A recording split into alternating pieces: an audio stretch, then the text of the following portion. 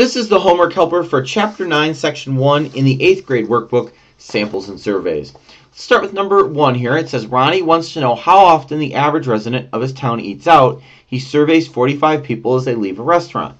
We're supposed to identify the type of sampling method. So if you recall from your definitions in the note presentation, we have 4 choices here: random, systematic, convenience, and self-selected sample. That list is in order from best sampling method to worst sampling method here, and from that we're supposed to identify which of the 4 it is. Well, he's surveying 45 people as they leave the restaurant. So this is definitely a convenience sample because he's picking people that are just as they're coming out of the restaurant. He's not going out and trying to find people that may or may not have gone to the restaurant or something like that that would indicate it's random. It's nothing that indicates it's systematic, that says he starts off random and then picks every 6th. Doesn't say anything like that. So here, this is simply a convenience sample. He's picking people as they walk out of the restaurant.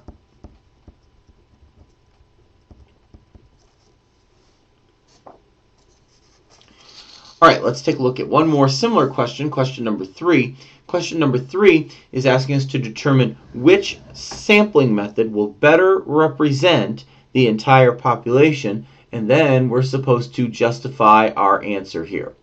So, as we take a look at this question, it says Manuel calls every 25th name on a list of customers.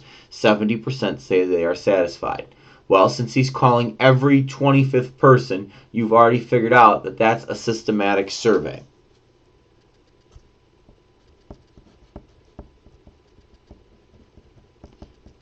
Right. Again, systematic implies that he's going to be calling every certain number of names on the list.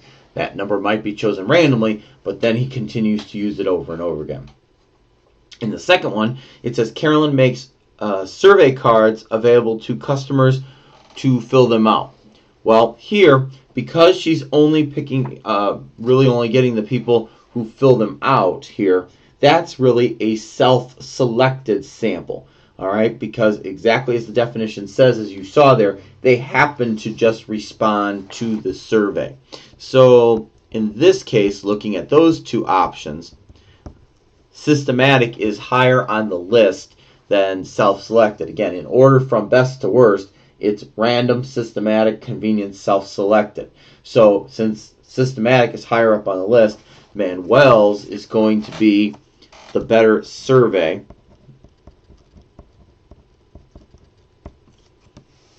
And then as far as the Y goes, which is the other thing we have to say, we're going to say it's systematic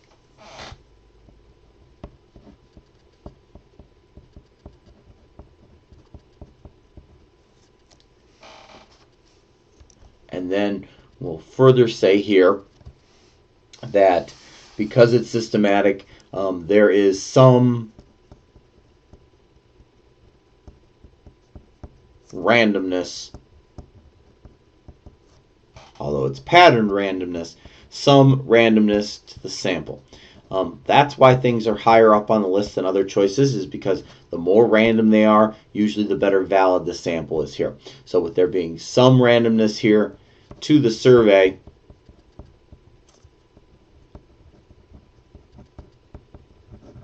that's always going to be better than having less.